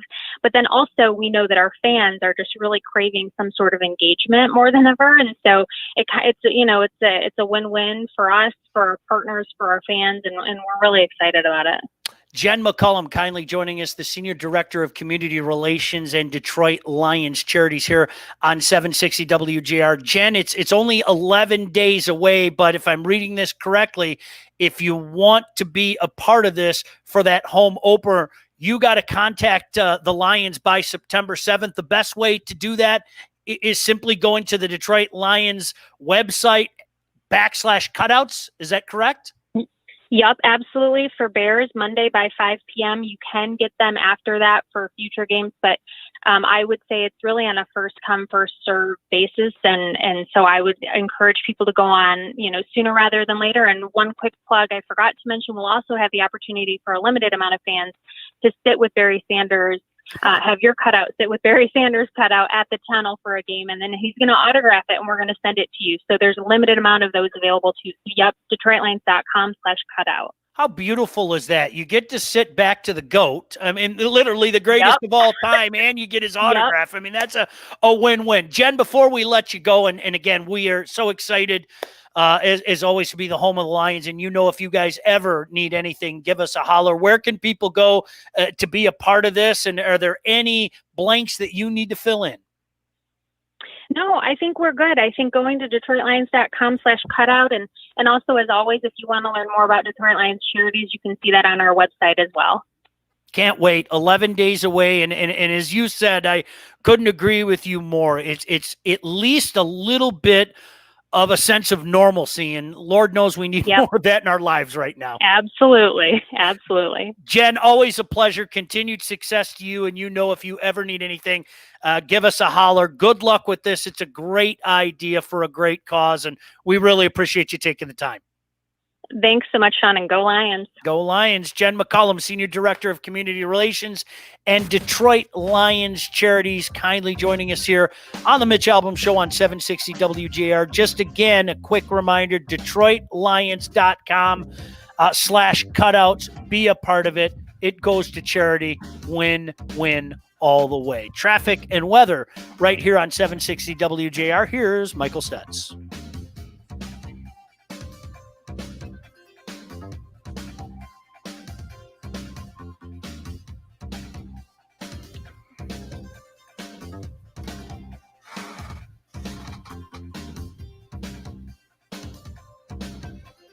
In Oakland County, road construction has the left lane closed on the Lodge northbound between the Southfield and 10 Mile. That's scheduled through September 4th. Plan on delays.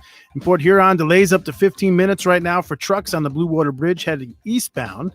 And in Bay County on US 10 eastbound between Garfield Road and 9 Mile, that part of the highway closed right now due to an accident. Traffic stop from M47. Expect major delays or find an alternate route. Now WGR weather first from the Weather Channel. Our main cold front of the week is marching on through as we speak and pushing down into Ohio. Most of the storms out in New York and Pennsylvania, down into West Virginia and well southeast away from us. Comfortable low humidity here to close the week. 60 degrees tonight, 85 on Thursday, and lows in the 50s tomorrow night and Friday night. Labor Day weekend looks good. I'm Scott Laurie Moore at the Weather Channel on News Talk 760 WJR. Burger Circle sponsor for the hour, Health Partners Inc. They're Michigan's premier provider. Mark's in luck. Sean, Steve's going to be back with you soon, Sean, right? Yeah, I just saw Steve. People have suffered catastrophic injuries due to all the days run together. Not that long ago, a few days ago, I saw Steve. He's doing very well, and yeah, we're all excited to be back. It's I said this to you guys. I haven't been at the station since March 14th. Is that what it was? I think I went there one time. I had to pick something up from Ray, as you well know, Mike Parsons. But I haven't seen like any of you guys that I work with, and this isn't PC. I miss you guys. I miss like hanging with you guys and everything. So it'll be fun to have that opportunity. You know, it really will be. It'll be fun on Sunday to, again, at least have a little bit of normalcy. You better be ready to make some plays. I'm always ready to make plays. You know what? I haven't sent you the last couple videos. My daughter made a couple videos. Did I send you the ones my daughter did? I think you posted them on. I saw some of them. My daughter loves making plays. She just loves making plays. I saw the videos of your alter ego talking about the that's Flyers. not me. I've told you that. No. That's not me. I Mhm. don't know why people keep saying that I am him and he is me. It's not me. Sean, going back to how long it's been since you've been in the building, I don't know if Dave and Michael do this because we're in the building. I like to go around to like the different departments and see what month is on the calendar. It's almost like you've come across an abandoned building, and like that's how you know when people fled. Yeah. Most of them are March. There's a couple Aprils. You might find a May, but it's it's almost like a frozen in time capsule. It's weird. It was that day McCarty and I did our show, and they kind of informed us before the show that we were going to be the last show in studio for the foreseeable future. So if there was anything that we needed to collect from the station, we better go get it. And I mean, let's all be honest. Who would have thought that it would have lasted this long? I mean, nobody did. I mean, I thought you guys would be back by August. Yeah. Whatever. I'm not, you know what? I'm not going to lose sleep over it. It's just, let's get through this and everything will be okay. You know, that's the way I look at it. You have to stay positive about it. I'll concur. Stets, I don't know if you had a chance to be out there at all. The Lions positivity is refreshing because we need it right now. We need it. The way they've handled things and kind of the positive take that they've had on things, we need that right now. It's been so weird, everything being Zoom, Sean. Like every presser with Coach Patricia is Zoom. All the availability with the players is Zoom. It's so strange. Yeah. I didn't go to camp this year. There's no one-on-one interviews anyway. If you did go to camp, like it's just a strange time, like covering the NFL for everybody. It's just so bizarre. You're listening to the Mitch Albom Show on News Talk 760 WJR. Filling in for Mitch, Sean Baligian. You know, it's interesting. I have to read this text that came out. Nikolai Vitti, Dr. Vitti, from the Detroit Public Schools, in regards to the MHSAA and Gretchen Whitmer continuing to say, it's not my call, it's not my call. Dr. Vitti has been very, very outspoken about this. Dr. Vitti, if you're listening or somebody that knows Dr. Vitti, you can convey this to him. I think a lot of people appreciate some of his comments. I, for one, certainly do. He said on Twitter, it does not appear that any announcements will be made on the topic of fall sports. Both Governor Whitmer and the MHSAA have failed student athletes and families. Neither have led on the topic, and it's embarrassing. Both should be blamed, namely the MHSAA, for even canceling football. What's interesting about that, and I know that there has been a lot of talk about how that went down. I don't know how it went down. I'm not going to pretend to know how it went down. I'm just not. But I know there are a lot of people out there that feel that the MHSAA was planning to go forward, and they had a talk with Governor Whitmer and her people, and they were kind of urged, no, you need to proceed with caution. Let's not do this. And, you know, again, allegations. I don't know it to be true. I'm going to tell you point blank. I'm just telling you what I heard, and many of you have probably heard the same thing, that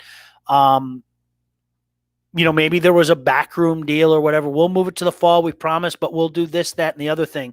And I think what has grown in the interim since then is some discontent, because you saw Mick McCabe write about it in the Free Press. You've seen many people write about it on the state. Well, whose fault is it that we're not going?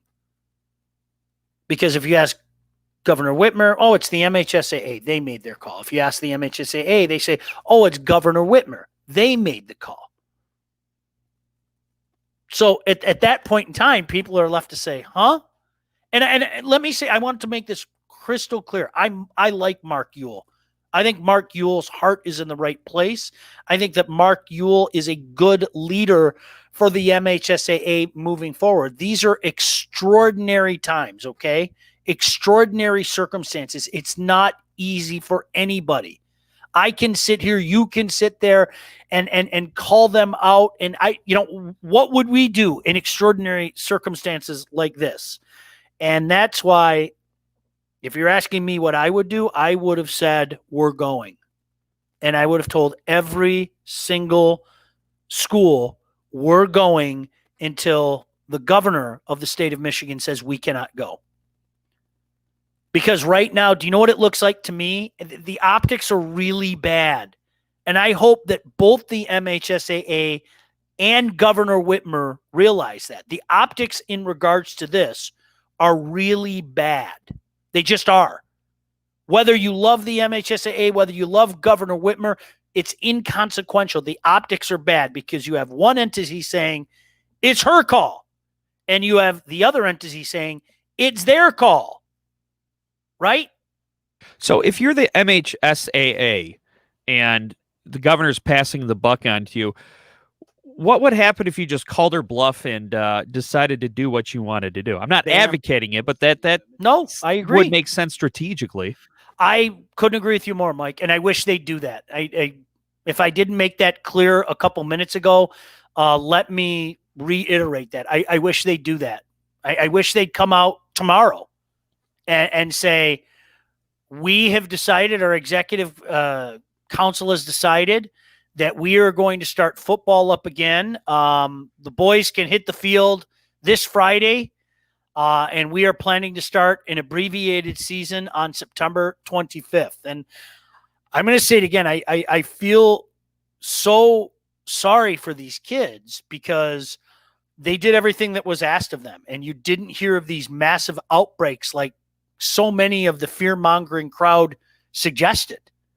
And maybe, just maybe, if we go another week or two of seeing it go off without a hitch in other places, seeing it go off without a hitch in surrounding states, maybe the powers that be reconsider anyway. But I don't know about you. The one thing that I've learned through this process is not to assume anything. That's the one thing that I've learned throughout this entire process. Don't assume anything. I mean, at least to me as an outsider, I think the fact that anyone thinks anyone but the governor has the final say, just like everything else. I'm 100% under the impression that this is the governor's decision for better or for worse, just like all the other decisions on whether to open something or close something down. And I'm glad to hear you say that. And I hope that people take this in the proper context. I'm not trying to create her or anybody else into a villain here. But when I hear people in this state blaming this person or that person or this or that, this is her ball game. It has been her ball game for a while now. She's making the calls in this state. It's not the legislators. It's not President Trump. The state of Michigan is her playground right now. And period. That's fine. End of story. Yeah, it's fine. You just have to own it. You've owned everything. You've owned everything up until now. Why wouldn't you own this?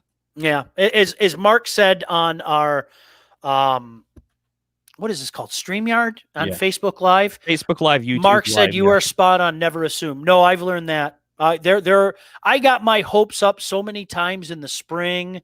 About so many different. I remember convincing myself that I was going to be able to return the 8,000 bottles that I had sitting in my garage. You know, when the news came out, well, they aren't that now. They're saying that it can't stay on surfaces, and I heard that and I was like, well, cool. Then all right, maybe they'll open up the bottle return near my place. Just something as simple as that. And you do know, Sean, that if things start to go south again, things will get shut down again. Oh, absolutely. You do know it will. If we have the second wave in the fall or the winter, then and she won't blink an eye. And I'm worried about that, Dave. I'm worried about that because when flu season comes, and it will come, correct? It will. Yes. It will undoubtedly come. How many of the basic common cold / flu that you see on a year in, year out basis will suddenly be categorized as COVID, and we'll go through this whole process again? And that's to be honest with you, that's what I'm terrified of. That's a valid point you have right there. I brought this up to you yesterday, Mike. I have strange allergies in the regards that if you get a very wet October, there's about a week span in October where I'm just congested constantly. I have no other way to say that. All right. How it was in April. Yeah. But it only happens, to be honest with you, it only happens when it's really wet. So last year I had issues because it was a really wet October. The year before I did not have issues. I remember vividly I did not have issues. And it only lasts for about a week. But how many of those circumstances are going to be categorized as COVID? It's much like the CDC report. Well, you can put COVID in front of anything, but if there were pre-existing conditions that ultimately led to death even more so than COVID did, or whatever the case may be, I think you understand what I'm trying to say. Well, and it's going to be categorized as COVID. We've seen that. And that's why I think the CDC coming out now and saying that we don't need as much testing, or if you're not symptomatic enough, you don't have to get tested like we have been, is laughable, because you're right. We're coming up to allergy season, cold and flu season, and you need those tests just to put people's mind at ease and make sure that they can go on with their normal day-to-day lives, or if they have to quarantine themselves. This is going to be a disaster this fall. I hope and pray I'm wrong, but you have that dynamic in place. You have an election in place that I don't care who you're rooting for, who you want, who you detest. This is going to be the craziest election in the history of elections. I mean, let's hope that it isn't that the case, but boy, it's sure looking that way right now. But keep a smile on your face, huh? Mike, we got to get out of here. Mr. Rieger, it's always a pleasure. Michael Stetz, you as well. Thanks to everybody that called in, and certainly our friends on StreamYard. I love chatting with you guys during the break, and we have some off-the-wall conversations to be sure, but we all need a little fun, don't we? In the meantime, I'm Sean Baligian saying thanks for inviting me into your car, your radio, your phone, whatever the case may be. We will talk to you tomorrow, 5 o'clock right here on 760 WJR. We've got one last look at traffic with Michael Stetz. News at the top of the hour. Have yourselves a fantastic evening, everybody.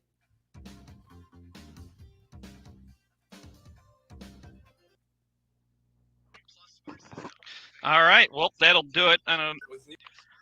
Oops. Thanks, guys, and thanks to all the StreamYard gang. Seriously. Thanks, Dave and Mike. Yeah, that adds a whole new dynamic. So thanks again to everyone who's been chatting back with us behind the scenes. Thank you. You're all nice humans. Thank you very much. We'll see you guys. Bye-bye. 50 minutes right now for trucks on the Blue Water Bridge heading